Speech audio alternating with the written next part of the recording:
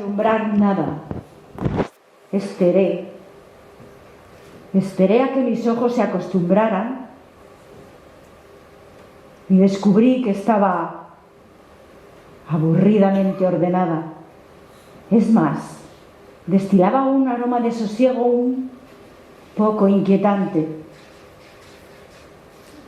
No sé si fue así o se trataba de que mis impresiones estaban condicionadas por suponer que allí mismo, habitaba Dios.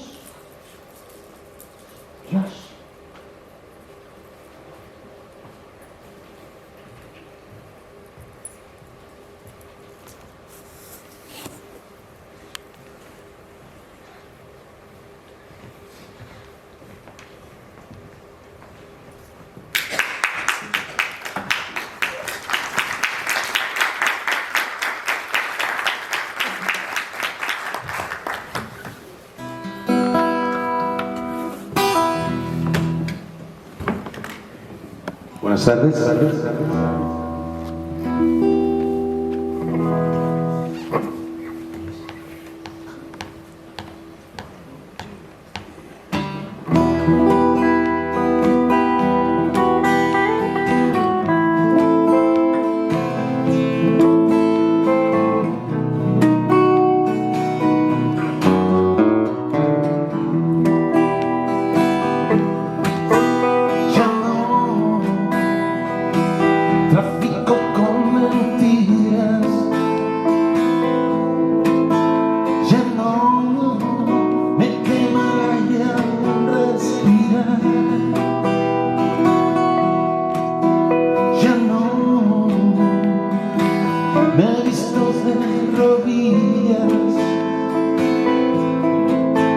Y ahora no escucho la razón.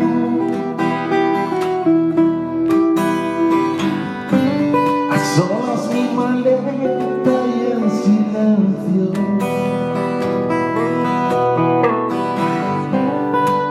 pasaporte de mis sueños.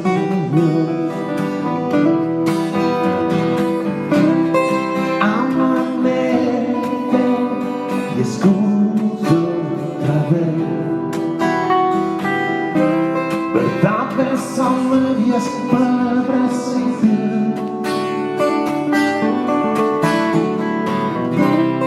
Amanece y cuento hasta 10.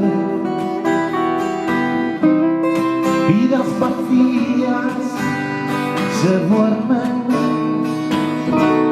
en el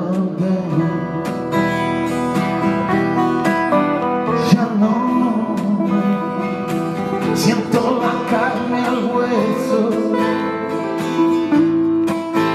ya no quiero quedarme sin aliento, ya no me juzgan por mis hechos, me sienta bien el amor con un café.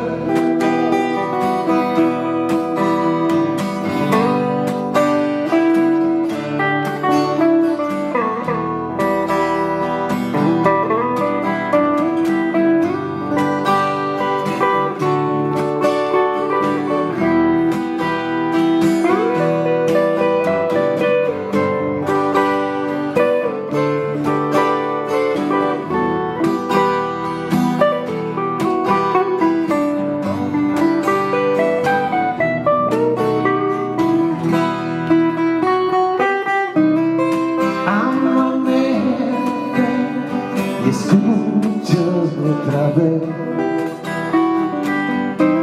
verdades a medias, palabras sin piedad. Amanece y cuento hasta 10. Vidas vacías se duermen en el andén.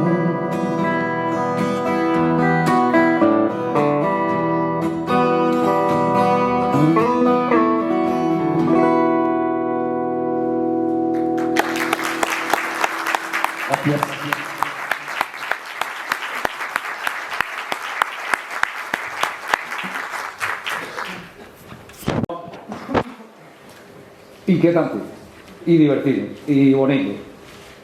No sé por qué iba con el móvil. Bueno, déjame primero un momento y ya después. Quiero agradecer, por supuesto, a todos los que estáis aquí acompañándonos en este momento tan entrañable y tan bonito para mí y para todos los que estáis aquí. Quiero agradecer también a Fundación Mediterráneo que haya tenido la gracia de brindarnos la oportunidad de estar aquí, y a Alejandro, su gerente, y al personal que nos ha atendido muy bien, Juan y José. Y por supuesto hemos contado con el lujo de Zeki y su banda, que van a interpretar 2 canciones más que, como veis, tienen un nivel bastante potente. Y bueno, y la actuación de los miembros de la compañía La Mosca, que vamos a hacer, luego haremos un par de lecturas de con un poco de interpretación. Vamos a hacer, es una experiencia que es distinta, por decirlo de alguna manera, y la que estoy intentando sacar adelante. Todo muy improvisado, pero al final sale. Pero bueno, buenas noches a todos, bienvenidos a la presentación de El engaño de Dios, de Joaquín García Box, que es su última novela. Cuando él me dijo que había escrito una nueva novela, yo pensé a ver por dónde me sale ahora, porque como es una fuerza creativa de la naturaleza, hay que reconocer que todas sus criaturas literarias son absolutamente distintas de unas de otras.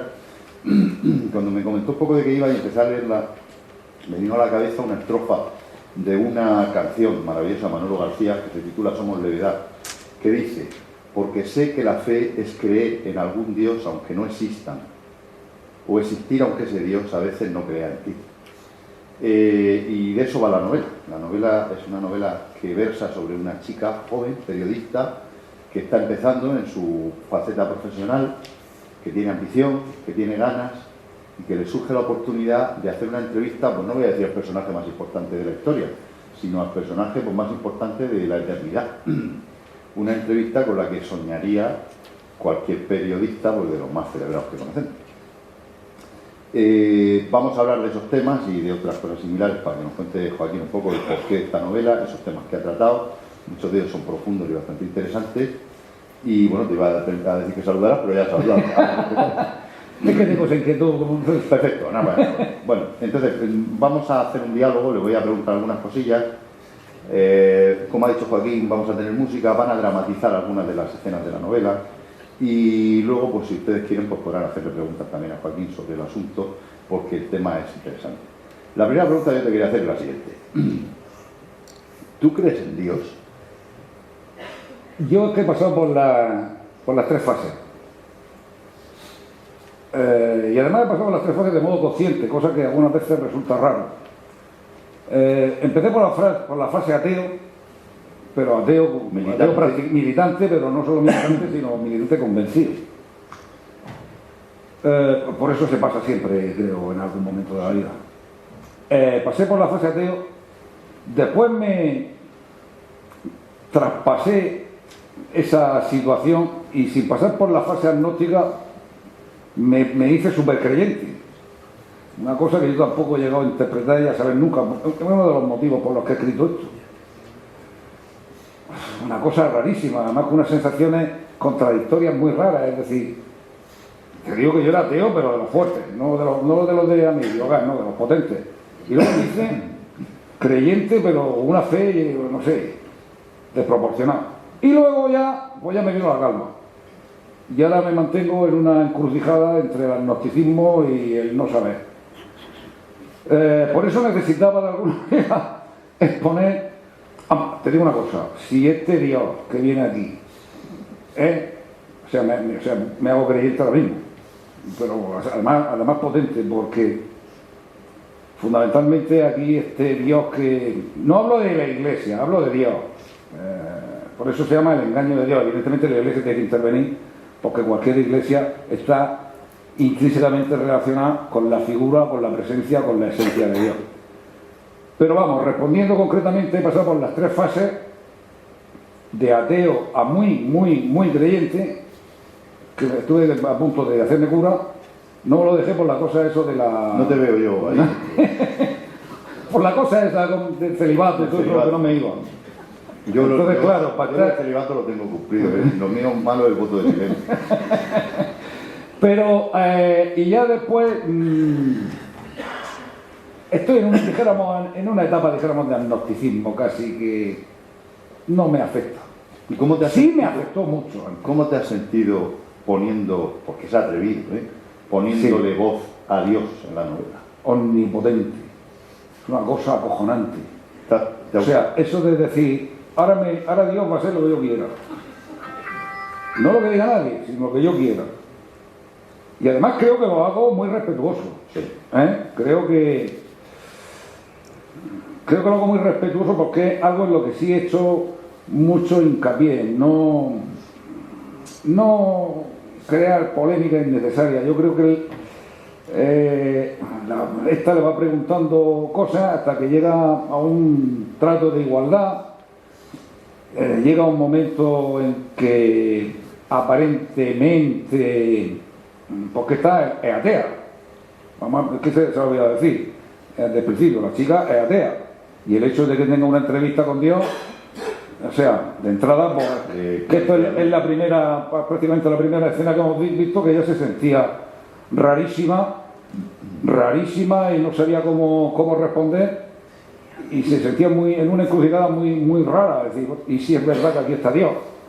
Bueno, como te digo, pues volviendo a lo que estábamos hablando, eso de ponerle voz de tus emociones, de tu manera de vivir, de las cosas que has ido transitando a lo largo de la vida, y ponerle, es decir, si Dios es capaz de decir esto, me apunto.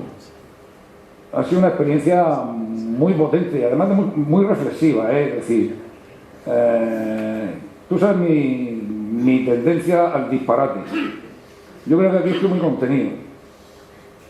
Sí, es que es un tema serio. Entonces aquí estoy muy contenido porque mi tendencia a esto, que ahora después hablaré un poco de esto, mi tendencia al disparate, pues me la he tenido que sujetar y sí me ha servido mucho para hacer una reflexión profunda, decir, ¿cómo le pongo yo voz a Dios y que esto sea creíble? Hombre, No. Dios como personaje de la novela. Yo no sé si Dios existe o no, pero el que has creado es bastante apañado porque es tolerante, no es un Dios como el del Antiguo Testamento. Ahí No se parece en nada, claro. Como supongo yo que será Dios si existe. Claro. Una mente abierta, potente y comprensiva. Te quería preguntar otra cosa. ¿Por qué pusiste este título, El engaño de Dios? Bueno, esta novela no se titulaba El engaño de Dios. En principio, esta novela yo quería hablar de la escasa importancia o de la muchísima importancia que tiene creer o no creer. Tanto el creyente como el no creyente son posturas absolutamente respetables, siempre que sea con respeto y sin intentar hacerle daño a nadie. La novela en principio se titulaba Creer o no creer. That is the question. Un título tan estúpido no se merecía una novela tan buena. Entonces, gracias a la intervención de algunas personas, entre ellas, que no lo he agradecido aquí, que también he participado por aquí esta noche, a mi amigo José María Manzanares, que hizo un trabajazo de revisión de la novela y mejoró infinitamente todo lo que es la ortografía, la gramática, la construcción de las frases. Él me dijo que ese título es una vale más. Entonces estuve pensando 2, 3 títulos, llegué a poner uno incluso que era el último pecado de Dios y ya se me antojaba un poco excesivo. Y consultando con Loli, pues ella fue la que me dijo, pues este me gusta, y así lo puse. Es decir, de alguna manera Loli, mi mujer, ha sido la que me ha puesto el título, te digo, inspirado también por José María, y porque el título es metafórico, ¿no? Realmente podemos interpretar que Dios puede o no ser un engaño, pero aquí sí se produce en la trama de la novela un engaño utilizando a Dios de excusa. Y por eso vi que confluían las dos circunstancias. Cualquiera puede interpretar que Dios puede ser un engaño o no. Después de esto piensa cada uno lo que quiera, pero sí que toda la trama y todo el desenlace final bastante desgarrador se produce como consecuencia de que se produce un engaño teniendo a Dios como protagonista. Y entonces, pues, creo que el título es conveniente. Ya te digo que una novela tan buena no merecía un título tan malo como el que tenía antes. A ver, te mueves muy bien en la novela humorística. Y esta novela es bastante seria, pero a pesar de eso se te nota un poco tu visión esa, la que a veces puede hacer reír al lector. Por ejemplo, hay una cosa que me ha llamado mucha atención, que es muy divertida, que ¿qué le pasa a la protagonista con su nombre, María José? Que si le llaman Fini, Finita, José, se pilla unos rebotes tremendos. Pues... Eso de lo hipocorístico. Lo hipocorístico. Eso era. Yo es que descubrí esa palabra, yo no sabía ni que existía. Los nombres hipocorísticos, que es una cosa acojonante. Los nombres hipocorísticos son los diminutivos y todos los nombres que se utilizan como consecuencia de tu nombre principal. Entonces esta muchacha que va y se llama María José, pues se junta con otra que se llama Alexia, Virginia, Candela, no sé qué, y su nombre lo desprecia. Es decir, hostia, ¿cómo puede ser que yo me llame María José y todas estas tengan estos nombres que nada más que pronunciarlos te asustan? Y entonces tiene un conflicto con el nombre porque ella al final le gusta que le llamen Mari. Pero nadie la llama Mari, es decir, le llama Finita, no sé qué. Dios consigue en un momento llamarle Mari y dice, hostia, por fin hemos encontrado con que puedo conectar, con que puedo... Y tiene un conflicto muy gordo con el nombre, porque yo te digo, porque las compañeras, los nombres de las compañeras fuman en pipa. Esmeralda, Alexia... ¿Cómo se llama la madera? Mica, no sé qué, o sea, todos tienen unos nombres extrañísimos y esta tiene un nombre normal. Y está muy acomplejada ella porque no tiene un nombre de categoría, no tiene un nombre con pedigrí. Y por eso tiene ese conflicto y por eso utilizo el concepto, digo, porque si lo leéis, que sepáis que hipocorístico se refiere a eso. Digo porque es que es un concepto raro, no se utiliza muy a menudo esto del hipocorístico.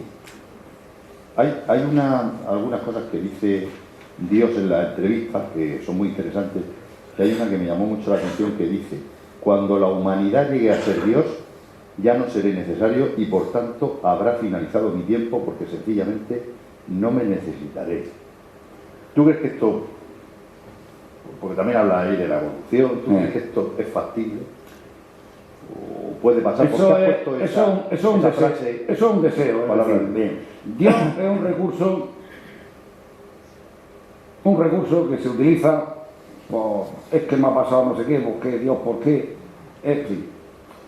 Y yo creo que todo, porque hay otro momento en que... De hecho, te lo iba a preguntar, lo tengo que apuntar, que también dice Dios, refiriéndose a los hombres, necesitan crear dioses a los que adorar. Efectivamente. Entonces, como hay esa necesidad de crear dioses, y yo creo que el objetivo final de la humanidad, por mucho que no lo parezca,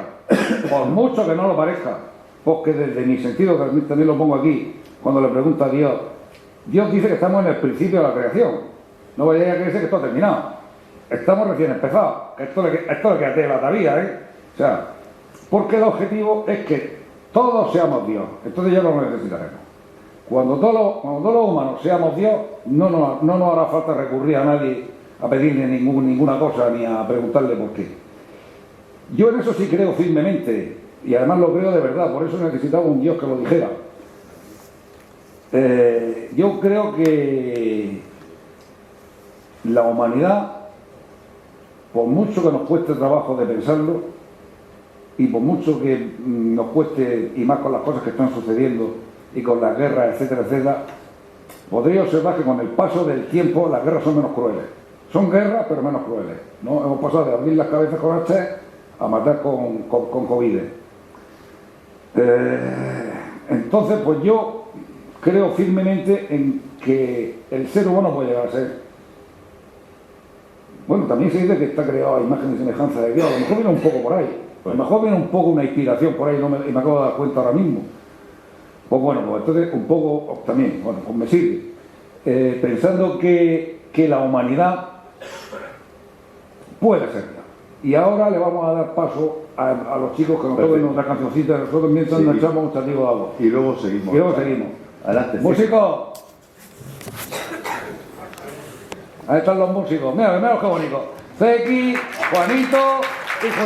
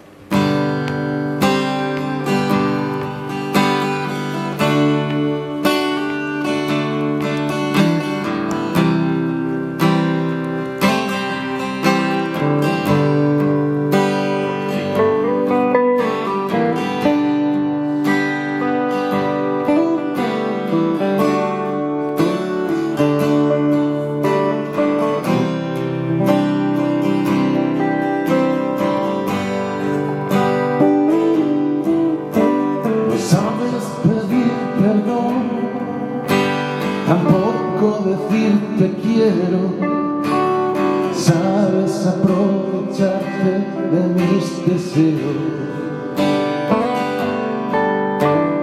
No quiero ser tu sombra, no quiero ser tu alma, tampoco la saliva que te alimenta. Me he dado cuenta, sigo con fuerza,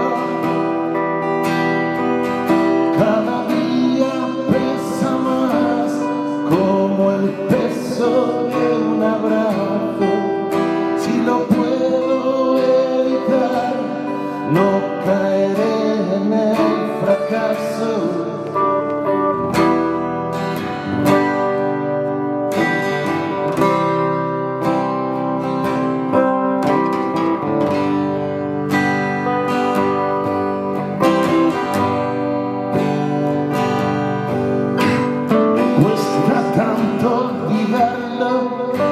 Reliquias que voy dejando, a veces bien paga el justo por el tirano.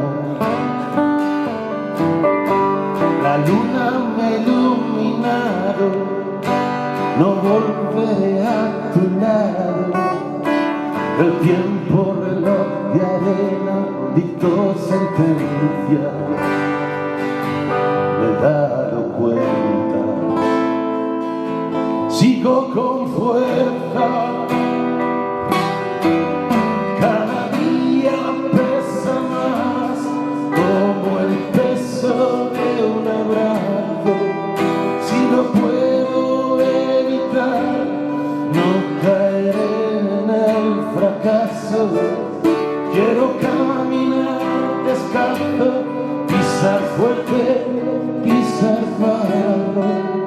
No seremos fugitivos del pasado.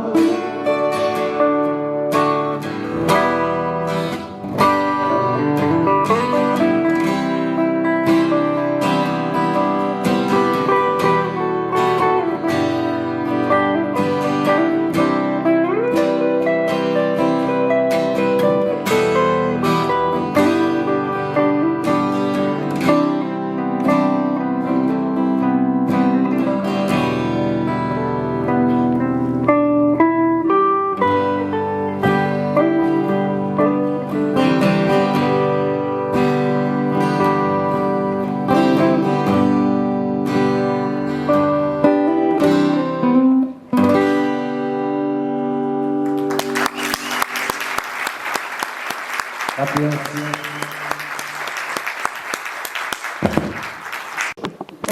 Vamos allá. A ver, te quería preguntar más o menos, porque yo, por ejemplo, tú me contaste hace ya mucho tiempo cómo yo creo que tú no habías pensado nunca escribir.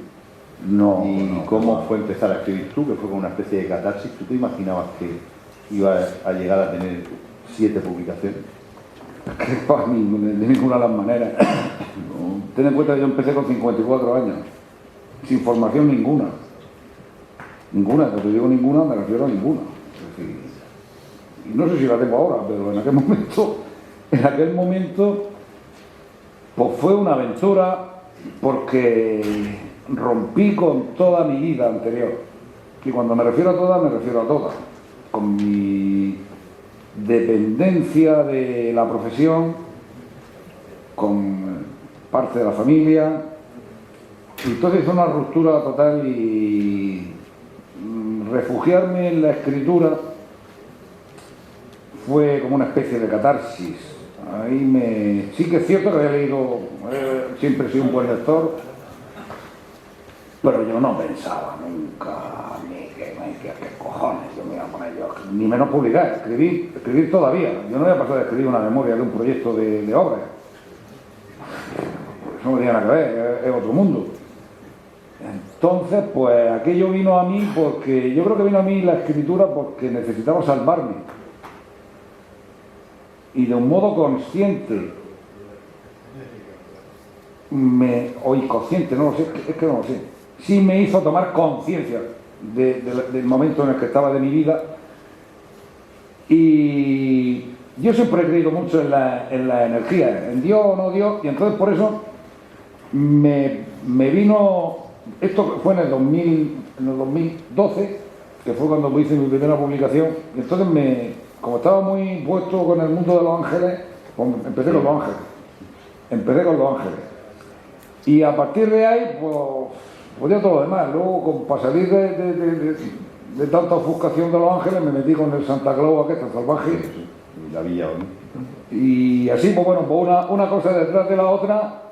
Y mira, pues me encuentro hoy con que he hecho 7 publicaciones, que esta además es la primera vez que me la coge una editorial, porque el otro había sido autoedición. Y bueno, he llegado hasta aquí. Pero es que no solo he llegado hasta aquí, porque lo que menos me pensaba todavía es que iba a escribir teatro. Eso sí que, o sea, si ya no escribir esto, ya lo que no formaba parte de mis pensamientos, fue que iba a escribir teatro. Pues bueno, esto sucedió, y esto sí que, te lo digo porque esto para mí es muy importante, tan importante escribir esto como el teatro. El teatro es de otra dimensión, el teatro funciona de otra manera. El teatro, esto pues te encuentras el lector con esto y tú te relacionas como quieres. El teatro no, el teatro hay que transmitirlo al último que está allí en la última fila. Y yo no tenía ni idea.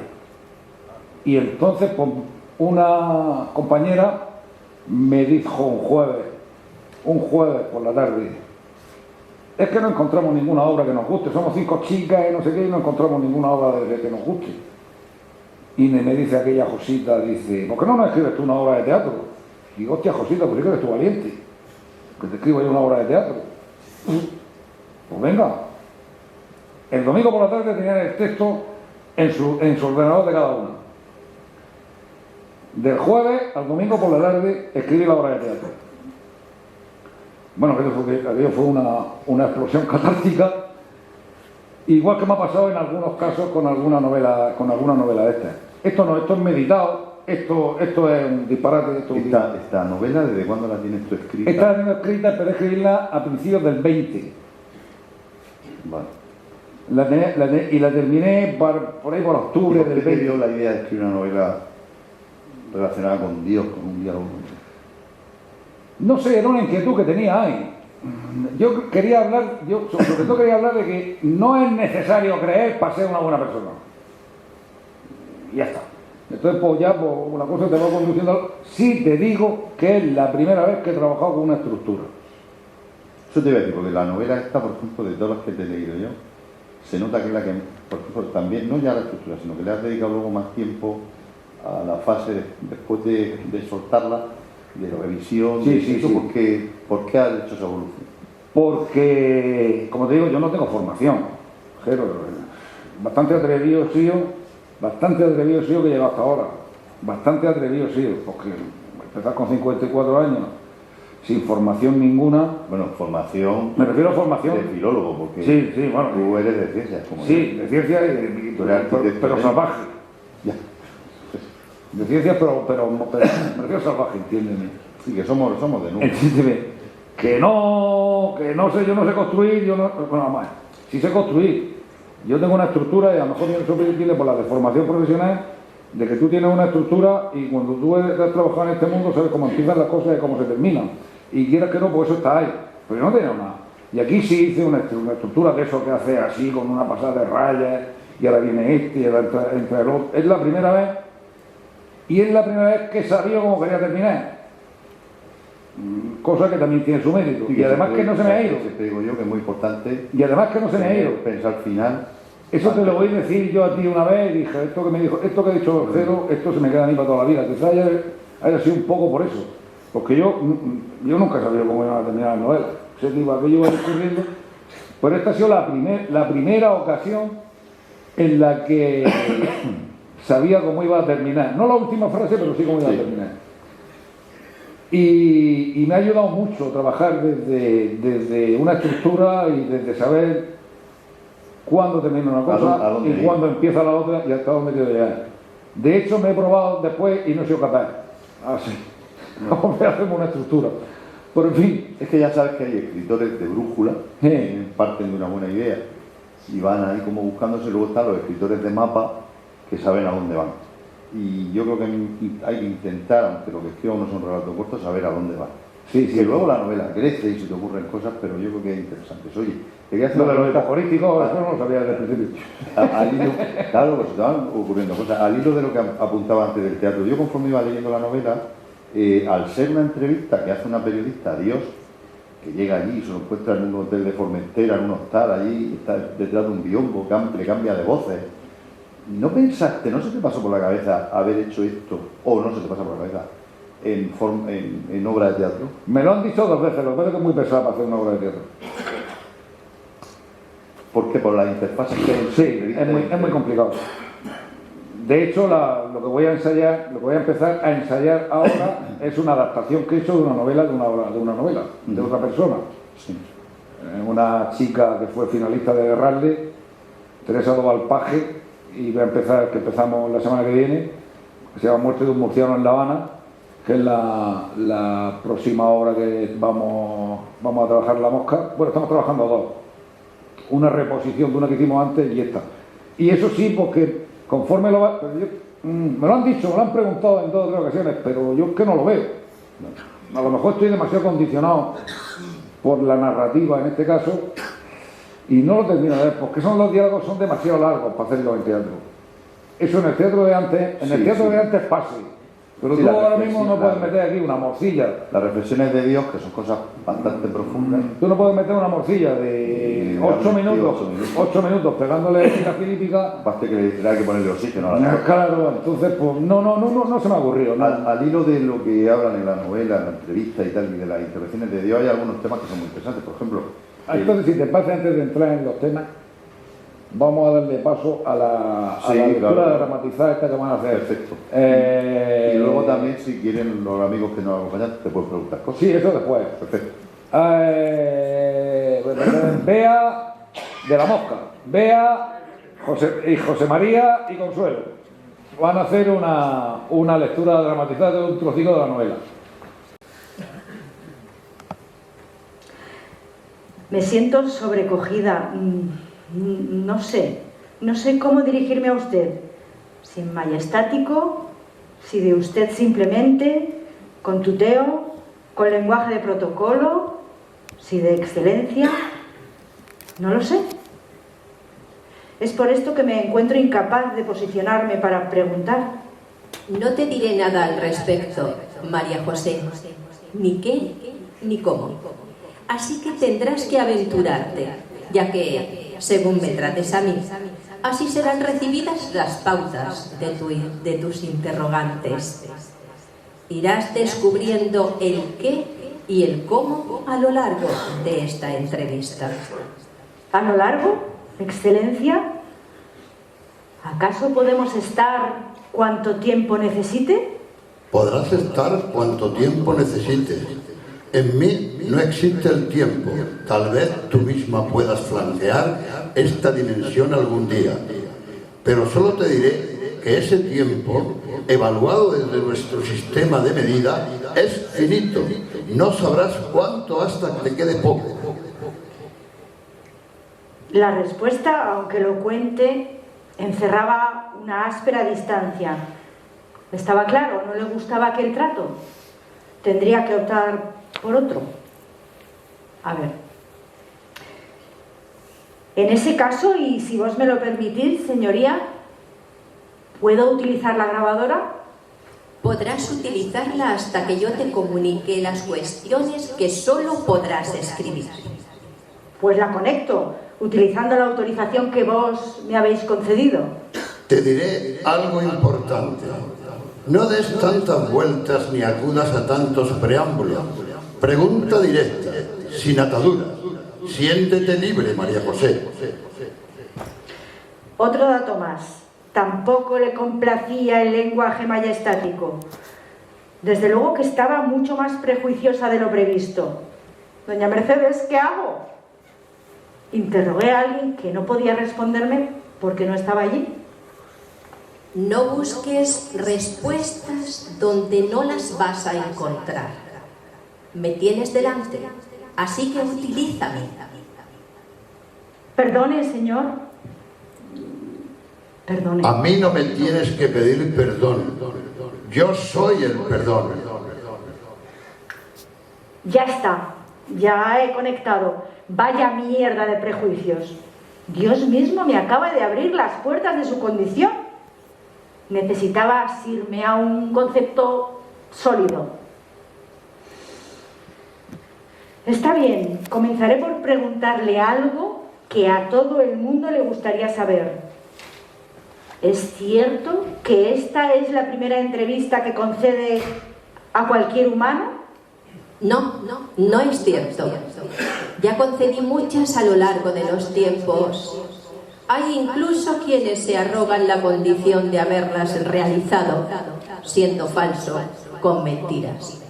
Esta es la primera en la que se podrá demostrar que cuanto digo es de mi propia voz.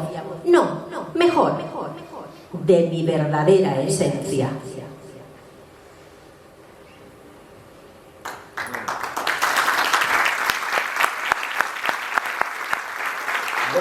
Eso es una de las cosas que a ella en la novela, sobre todo al principio de la entrevista, más le desquicia, porque no sabe ni cómo tratarlo ni tampoco qué tipo de preguntas hacer. No sabe. Al hilo de las preguntas que le hace y de los temas que se tratan, hay algunas reflexiones muy interesantes, por ejemplo, que además te voy a preguntar sobre todo por dos, ¿no? Que son las que normalmente son las claves para que la gente se plantee la existencia o no de Dios, porque normalmente muchas personas que no son creyentes, que normalmente los creyentes dicen que eso no tiene nada que ver, ¿no? Por el hecho de que hay injusticia o el libre albedrío. ¿Qué opinión tienes tú sobre esto, sobre el libre albedrío, y qué reflexión se hace en la novela sobre esto?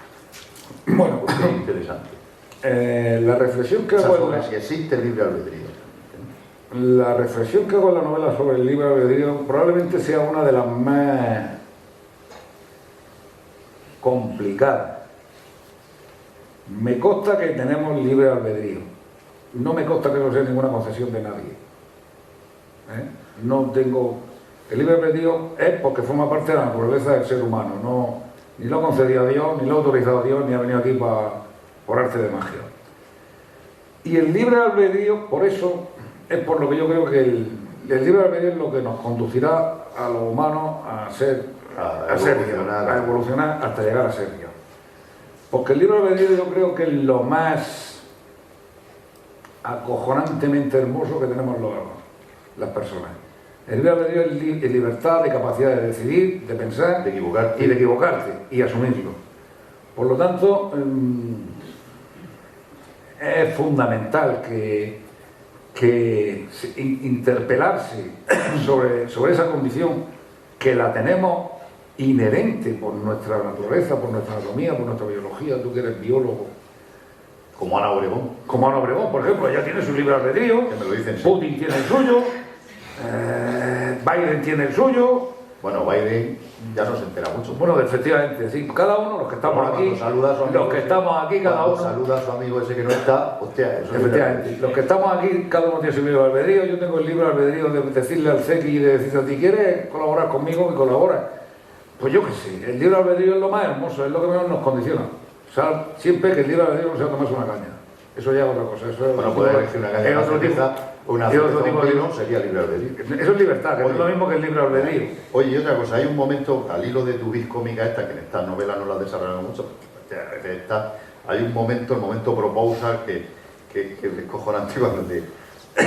Quería preguntarte cómo se te ocurrió cuando el Manu, el novio, le pide matrimonio a la chica, le entrega el anillo y en ese momento romántico se oye a la madre del balcón y dice ¡Fini! Que yo me acordaba de mi madre cuando decía ¡sube con esto por ahí! ¿Cómo se te ocurrió eso? Porque creo que la madre es una entrometida. La madre es una entrometida, es la top de las cotillas, es una maruja acojonante la madre. Y entonces, claro, cuando está, y después de haber venido de un tránsito, de una experiencia potentísima, que descubre que aquel Manu puede ser su amor y que allí se lo confiesan tal y cual, pues entonces aparece a la madre desde arriba, desde el séptimo o el octavo piso, gritándole allá abajo: ¡hija! ¡Sube ya! ¡Finita! No sé, es una anécdota que probablemente no haya pasado, como tú has dicho, tu madre te ha llamado en el momento menos oportuno, o no sé, yo que sé, le he visto, es que es un personaje muy fresco, es muy tierno, le tengo mucho cariño al personaje de la madre, porque al final la madre dice, yo estoy aquí para lo que haga falta. Pues eso es lo que hacen las madres. Efectivamente, y eso es muy importante y hay que destacarlo. Ahora, eso sí, entrometida y a cotilla, o sea, es difícil ganarle. Oye, ¿y por qué has construido toda la novela con personajes femeninos? Porque salvo Manu, el novio, y luego al final el obispo y el psiquiatra, que creo que ahora saldrá, son todas las que protagonizan la novela son mujeres. ¿Esto lo hiciste a propósito? Sí. ¿Fue una cosa que te salió sin pensar? ¿Por qué? No, lo hice a propósito desde el primer momento. Nunca había transitado por escribir sobre un personaje femenino, y además en primera persona. Y además en primera persona. Porque en el Santa Claus el protagonista es un tío. Sí. En la de los Maquis también. Sí. En el Soy Tú también. Siempre mis protagonistas han sido hombres. Y como tenemos una parte femenina tan hermosa que no sabemos descubrirla, pues quizás necesitaba sacarla de aquí de alguna manera. Yo, te digo, además me he encontrado a gustísimo en mi parte femenina. Ha sido otro bonito descubrimiento. Mi naturaleza femenina y ha sido muy bonito. Y que sepáis que todos la tenéis, ¿eh? Buscarla que la tenéis. Y no es malo encontrarla. Aquí me he puesto ya en plan evangelista. ¿Queréis preguntar alguna cosa a Joaquín, ya que lo tenéis aquí del cuerpo presente, sobre la novela? Tenemos una pregunta por ahí. Es que no vemos porque nos tienen los focos así como a los famosos. Ahora sí que es mi hermano. A ti te conozco yo, tú no preguntes. Sé que no pregunte, las familias son peligrosas. Tú no preguntes. La familia... Espera, vale, dale. Después de ti vamos a cantar otra copla. Espera. No, se ha acabado ya, ¿no? No, espérate, sí que es verdad, ¿no? Claro, si ya cerramos, sí, ¿no? Que pregunten. Tengo una, dos, pero bueno, voy a reducirla a una. Este es mi hermano pequeño, ¿eh? Sí. Es muy gordo. Ahora va lo del monseñor. Yo, como tú sabes, he leído menos la que tiene ahí encima de la mesa roja y esta. Yo no la he leído esta tampoco. Es que eso ya me parece un disparate supremo. He leído tres cosas sueltas y entonces me lo estoy dejando para ahora puedo hablar un poco de todo, ahora puedo hablar tranquilo. Yo me pregunto, que estamos hablando, o estáis hablando del rato sobre la figura de Dios, sobre la entrevista, pero sé que sobre todo en la de los 96, pero ¿y el gran convidado de piedra que es el diablo? ¿No aparece, no está como una reflexión? Veo que la pregunta... Es que no puede contestar, soy su abogado, porque eso es spoiler. Hay que leer la novela. Bueno, le voy a hacer la... Y aparece entonces, dejando de un lado al diablo, aparece, su primera figura, que es Gabriel, cuando fue expulsado del paraíso, como personaje, el paraíso en el mito del Dios que todos conocemos como el Dios cristiano. Es que no he estado mucho en el Dios de la Iglesia Católica. En Dios. Sí, el Dios en general. Pero escucha, estáis hablando de Dios y me pregunto continuamente sobre el diablo, sobre ese personaje. A ver, es que esa pregunta que tú haces, que es muy buena, no te la puedo contestar porque metemos un spoiler, pero como yo sí sé de qué va el tema, le voy a reformular tu pregunta. A ver, la novela esta tiene dos giros dramáticos. Uno en el último tercio y el último en la última frase que suelta la protagonista, que es una frase espeluznante. ¿Va a haber una segunda novela de esto? Sí. Hasta ahí podemos hablar. Sí.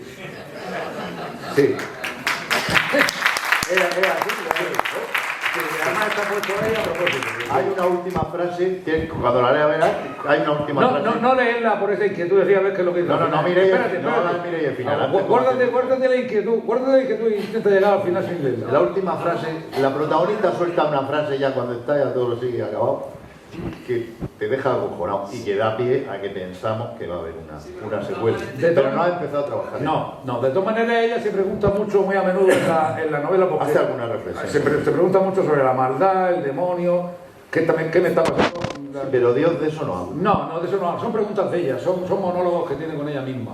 Claro, pero eso es la vida. No me he puesto malo en toda mi puta vida. Quizás sea por eso. Yo que sé. Como no me quejo de mis dolores, pues no me pongo malo. Tenemos aquí otra... ahí. Hombre, mi amigo Juan. Sí. Buenas tardes. ¿Tenéis alguna pregunta más que hacerle que no se escape? Pues entonces adelante. Adelante. Venga, vamos. Sí, tampoco es muy Dejadle el micro. Voy a explicar un poco esto en qué consiste. También hace un poco de spoiler, pero a la chica le pasa un acontecimiento y entonces la interna en un hospital. Y entonces entonces va alguien y la rescata. A lo mejor muchos spoilers, pero ya con esto es suficiente para saber, para situarnos. Va alguien y la rescata, o intenta rescatarla. Adelante. Vamos.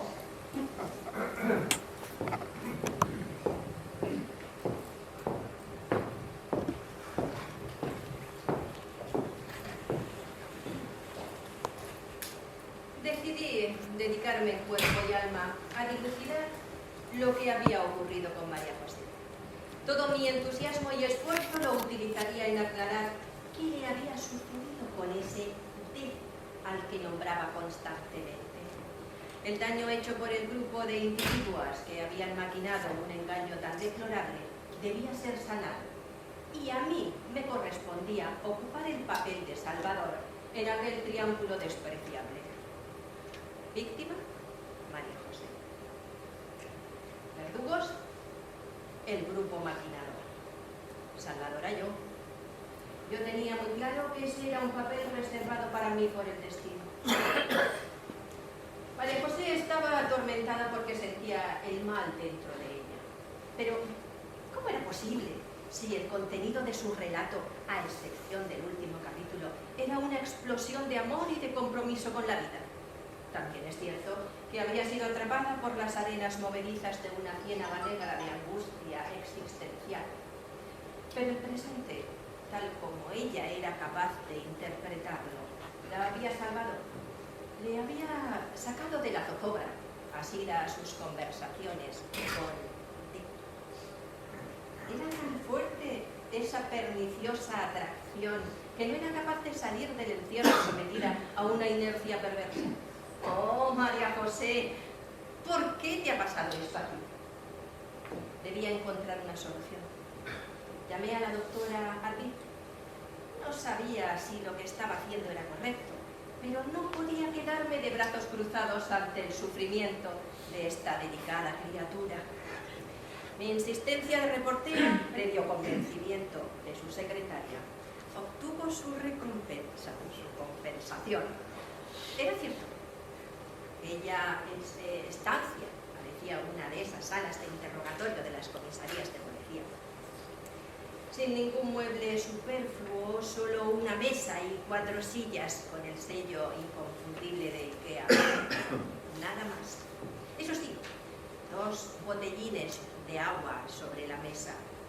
La cortesía fingida se estaba convirtiendo en recurso sospechoso.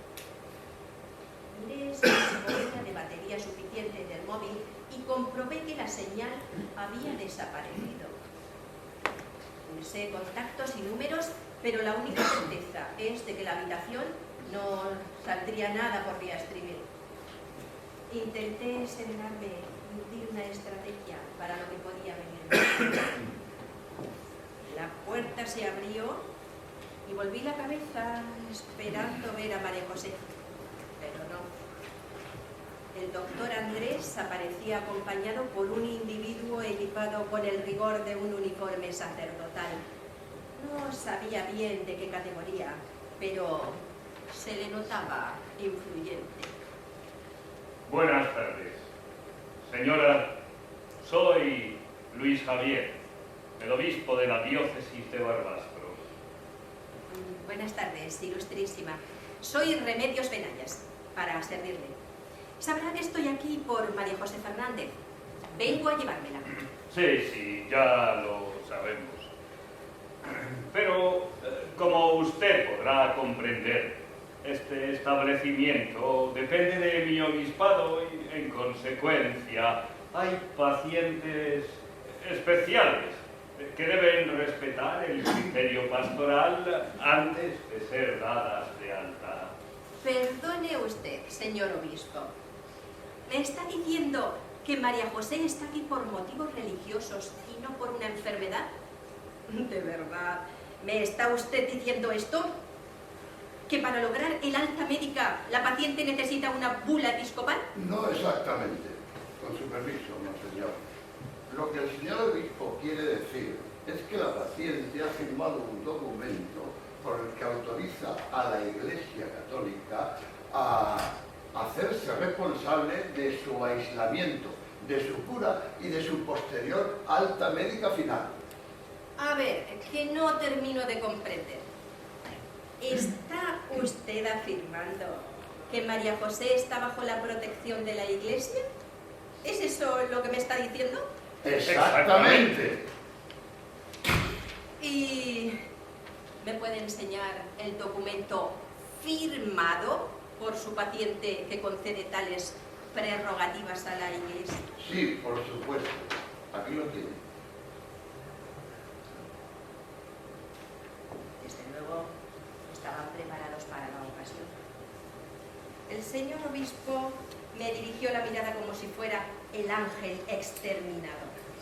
El doctor, como a una meretriz cortesana. Me abstuve de mirarlos, pero pude observar sus ademanes con mi sexto sentido profesional y me puse a revisar lo que, con manejos torticeros, había firmado María José.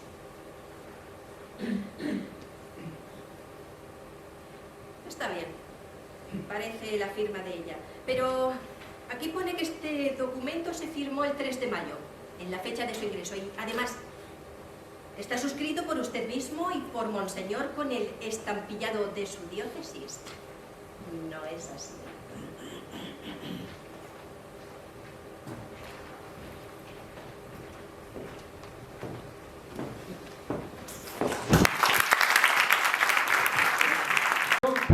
Y os hablaré un poquillo de esto.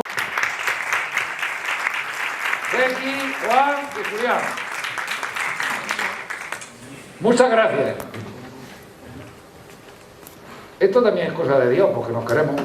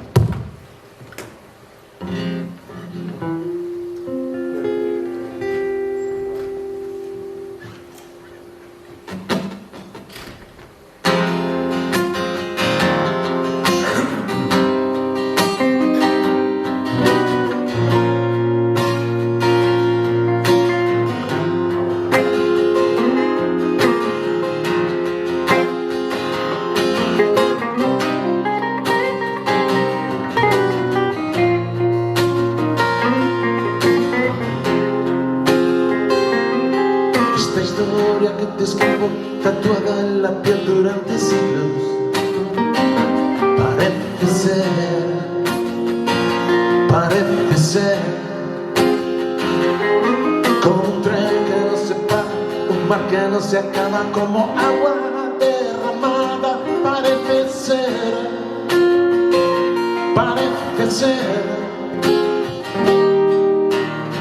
entre luces amarillas y sonidos de sirenas.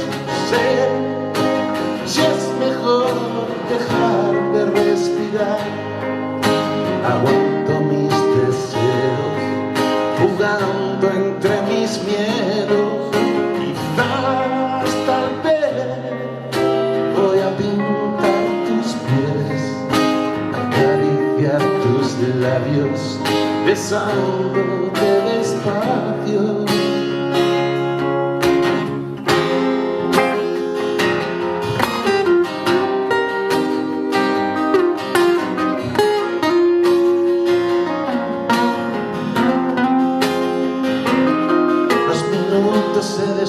La verdad no tiene prisa por llegar al corazón. Sin compasión, sin compasión. En el córner de la barra abrazada una botella, pareciste alma encantada con devoción, dedicación. Entre luces amarillas y sonidos de sirenas, conquistadores del tequila, poetas sin seducción, muriéndome estoy. No sé si es mejor dejar de respirar. Aguanto mis deseos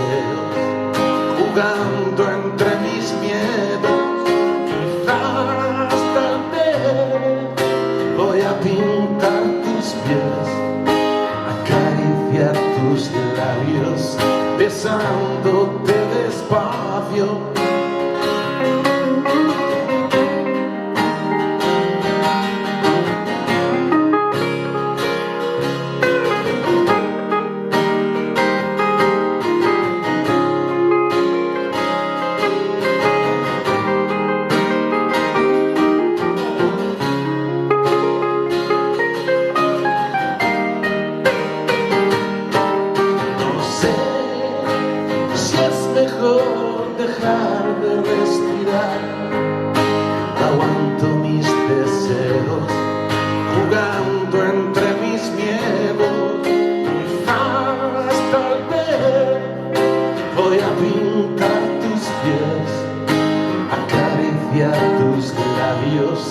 Besándote despacio.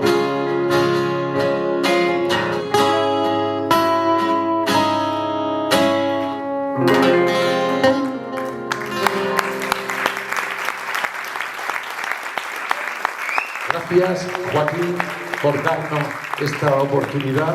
Es un placer acompañarte esta tarde en la presentación de tu libro. Te deseamos lo mejor. Y bueno, que nos vuelvas a llamar cuando quieras. Aquí estamos.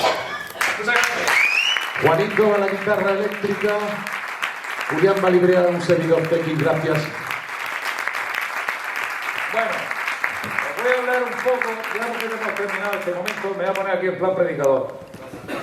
Este libro es anterior, o sea, es posterior a ese. O sea, lo último que he escrito realmente es esto.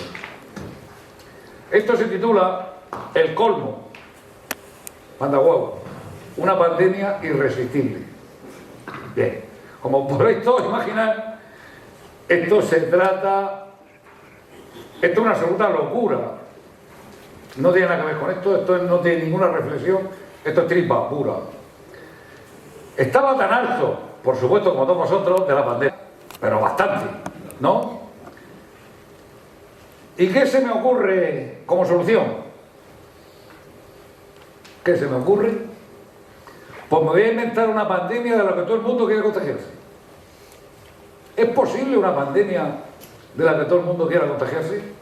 Manda huevo, una pandemia de la que te quieras contagiar.